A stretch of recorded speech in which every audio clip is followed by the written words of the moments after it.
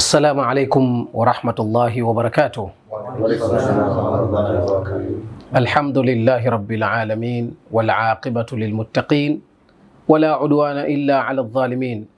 Thumma as-salatu was-salamu ala ashrafil anbiya'i wa imamil mursalin sayyidina Muhammadun sadiqul amin wa ala alihi wa sahbihi ghurril mayamin, amma ba'd. Tunamshukuru Mwenyezi Mungu Subhanahu wa Ta'ala kwa rehema zake na ukubwa wake na nguvu zake kwa kutujalia siku ya leo kupata mgeni adhim kabisa, doktor kutoka nchi ya Marekani, U.S.A, kutoka Texas.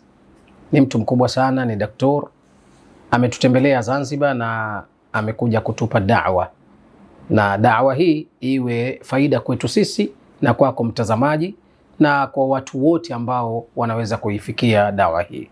Mwenyezi Mungu atulipe kheri sisi pamoja na yeye. Na tunafurahi alivyokuja mgeni. In kuntum tu'minuna billahi falyukrim dhaifa, ikiwa mnampenda Mwenyezi Mungu na mtume wake basi mkirimuni mgeni. Kwa hiyo ikramu hii doktor, inshallah, welcome to Zanzibar, falyatafaddal mashkuran maajura inshallah. Alhamdulillahi rabbil alamin. Bismillahir Rahmanir Rahim. Alhamdulillahi Rabbil Alamin. Wassalatu wassalamu ala Rasulillah wa ala alihi wa sahbihi ajma'in. Assalamu alaikum wa rahmatullahi wa barakatuh. It's a blessing to be here in Zanzibar and to be with the amazing brothers and company. Jazakallah khairan for allowing me the opportunity to be here. I just thought maybe share with you a few words, and honestly it's something that I learned from the people of Gaza when we watched what's happened these past 2 years. And alhamdulillah, I've had a chance to go and visit them and as a physician and work there in Gaza, and I learned a lot.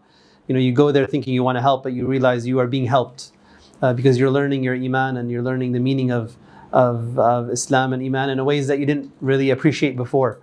SubhanAllah, there was a brother from one of the morgues at the hospitals in Gaza, and a morgue, you can imagine what he's seeing every single day, like the most horrific scenes that we would see on social media. He was seeing that multiple times. In multiple levels of severity every day. And subhanAllah, he sends me a message in December of 2024. So more than a year after the genocide began. And he sends me a link to a Facebook post in which he graduated with his PhD in Islamic studies from a university in Tunisia. And so I asked him, I said, in what world, where does this come from? Where does this idea of you want to pursue your PhD while you are living through a genocide? His family had been displaced from Rafah. He's moving from place to place, trying to find a safe place to survive, to live. He's homeless now. He's volunteering every day in the morgue, and not just volunteering, but you're seeing the most horrific scenes, like mentally that will break you. You know, how do you continue to have any sort of desire to live, let alone to exceed and do a PhD amidst all of this? So I asked him that question. And his answer was very telling, and his answer was something symbolic of the people of Gaza that the ummah needs to learn. He said two things. He said, first, it was the desire of my parents, rahmatullahi alayhima, they both passed away, that I finished my PhD. And so I wanted to do that to honor their request, even though they passed away. So bir al-walidain, this idea of being good towards your parents and honoring their wishes. So he said, I wanted to finish my PhD to honor my parents. But he said the second thing is, this is what Islam teaches us. He said, Prophet said, and he quoted me a hadith, the hadith that you've probably heard before. Prophet said in a hadith that, in qamat as-sa'a wa biyadi ahdikum fasila, that if the day of judgment is starting, it's about to begin. You know, the earth is ripping open, the mountains are crumbling, like becomes these huge strong mountains become like wool. The stars are falling, the sky, the seas are turning ablaze. This is happening, and you have in your hand a seed. A seed.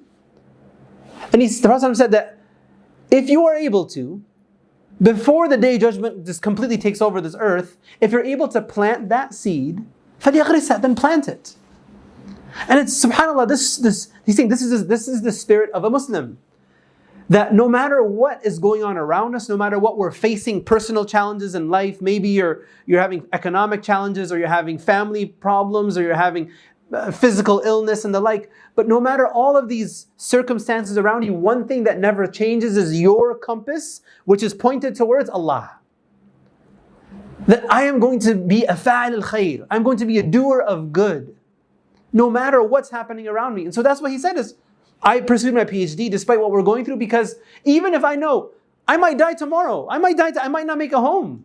And Gaza is a place where death is waiting you any moment. They would say that we would wake up in the morning and we don't expect to make it to nighttime. So why would you think that, why should I put this time and effort into getting my PhD if I might just die tomorrow? But this is why.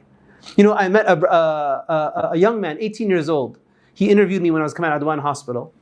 And subhanAllah, he was martyred October 6, 2024. Exactly 1 year after it began. I wanted to honor him, and so I did Umrah on his behalf. And I did it, and I didn't tell anyone. I just wanted to do it as a thank you to him.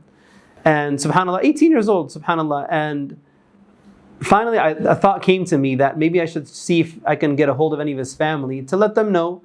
Min bab idkhal as-sururi ala qalbi Muslim. Prophet said that one of the most beloved deeds to Allah is to bring happiness to the heart of a Muslim.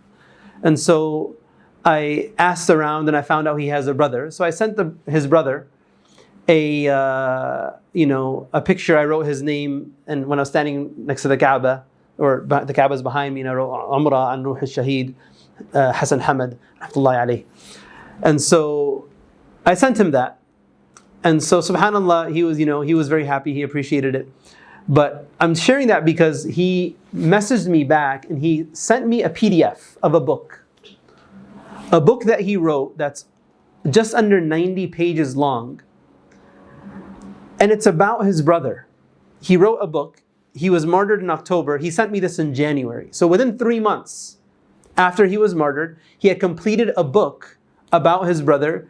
It has shi'r, poetry, it has hadith, Quran, letters from his family. He put together this book, and he's living in Jabalia, in northern Gaza, where it was targeted the most. And subhanAllah, I'm thinking again, I'm like, you are living in the worst place imaginable, where death is around you every corner, and yet you spent these past few months writing a book about your brother. And so subhanAllah, I wanted to send him a gift. And so the gift, he got it. And so he sent me a picture saying, I got the gift. And I never met him, I don't know him, I don't know who he is. I just was told this is his brother, so I sent him the message. So he sent me a picture of himself, and subhanAllah, the picture of himself, when I saw it, it shook me. Because he's born with a physical defect. His arms are like this long.